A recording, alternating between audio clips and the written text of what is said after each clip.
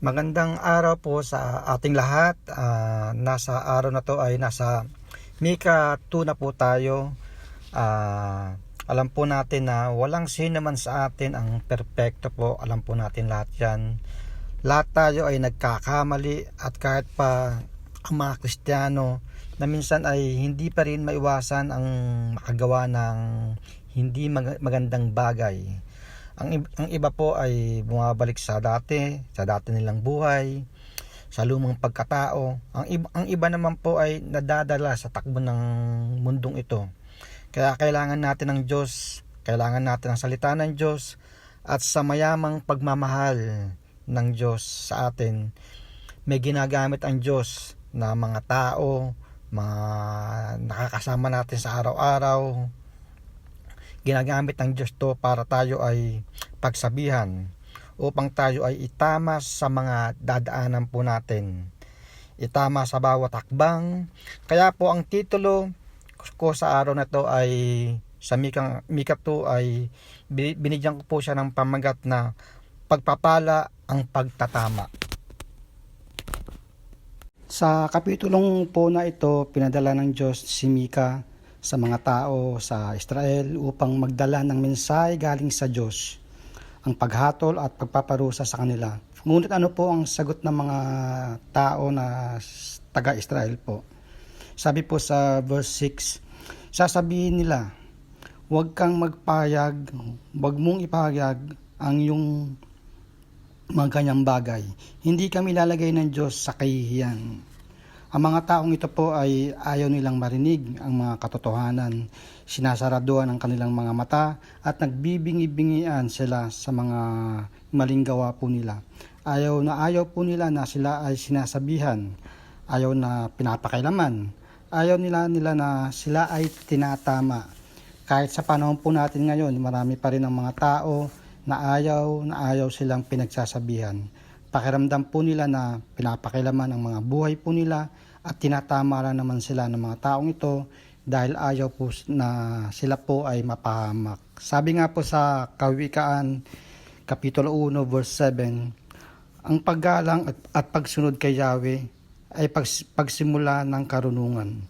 Ngunit walang halaga sa mga mangmang ang aral at mga saway. Maluwanag na nakasulat po sa Bible na tinuturing ng isang mangmang ang taong ayaw magpahalaga sa mga aral at sa saway. Kaya po isang malaking pagpapala kapag tayo ay tinatama po.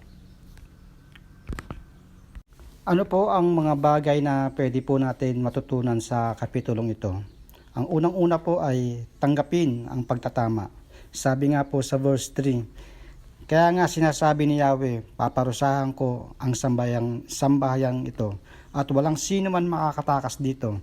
Hindi na kayo muling pagmamataas pagkaraan ng araw ng iyong kapahamakan.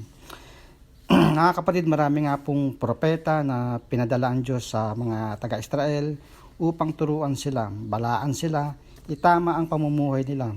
Pero ano pong ginawa po nila? Binaliwala po nila ito. Hindi nila tinanggap ang mga pagtatama sa kanila. Kaya naman dahil sa katigasan ng mga ulo nila at ayaw tanggapin ang aral niya, parurusahan na po sila. Gayon din po sa mga buhay po natin. Nagkakamali nagkakamali tayo. Pero dahil nga po sa mahal tayo ng Diyos, sa salita niya, lahat ay nandun ang nakasulat ang mga bagay na dapat natin gawin. At may ginagamit po ang Diyos sa mga buhay po natin, ang mga tao na nakakasama po natin upang turuan tayo at itama ang mga pagkakamali natin na gawa po. Tanggapin natin ang lahat ng mga pagtatama po sa atin ng mga ibang tao po. Ang pangalawa naman po ay huwag kang umasa sa sarili mong unawa. Sabi nga po sa verse 6, sasabihin nila, huwag kang magpayag, huwag mong ipayag ang mga ganyang bagay. Hindi kami ilalagay ng Diyos sa kahihiyan. Pinipigilan po nila si Mika na huwag ipayag ang katotohanan. Pinipili lang nila yung mga salitang gusto nilang marinig. Ang gusto lang lamang nilang marinig ay ang magandang salita, yung sang-ayon po sa kagustuhan po nila at sa pangunawa po nila. Ganon din po tayo sa mga buhay po natin. Nangyayari din po ito kapag tinatama tayo ng ibang tao. Nasasaktan tayo, di ba? Tayo ay nagagalit. Kasi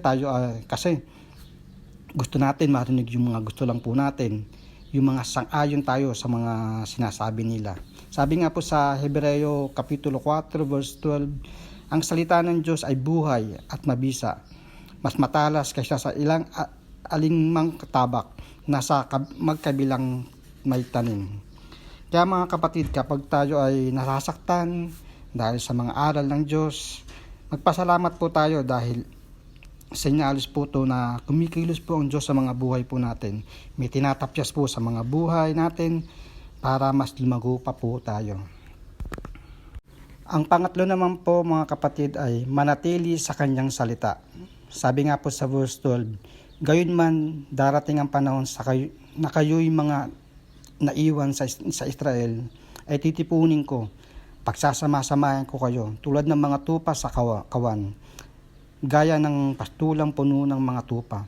Ang iyong mga lupain ay mapupuno ng mga tao. At sa verse 13 naman nakasulat po na magbubukas ang Diyos ng daan para sa kanila at palalayain sila mula sa pagkabihag. Magtatakbuhan silang palabas sa mga pintuang lungsod at magiging malaya. Si Yahweh mismo na kanilang hari ang sa kanilang mangunguna. Tinutukoy po dito mga kapatid yung mga taong nanatili sa kanyang salita at sa kanyang mga aral. Mga tapat na sumusunod sa Diyos, kaya naman kaligtasan, kaginhawaan at kalayaan ang mararanasan po ng mga taong ito. Kaya tayo bilang mga Kristiyano, manatili po tayo sa kanyang katuruan, sa kanyang mga salita. Kahit po tayo ay nasasaktan, ang dulot dahil sa mga pagtuturo po sa atin, ito po ay may kapalit naman po na kaligtasan po. Lagi po nating isipin kapag tayo ay tinatama, may malaki pong pagpapala po. Amen po. Salamat po.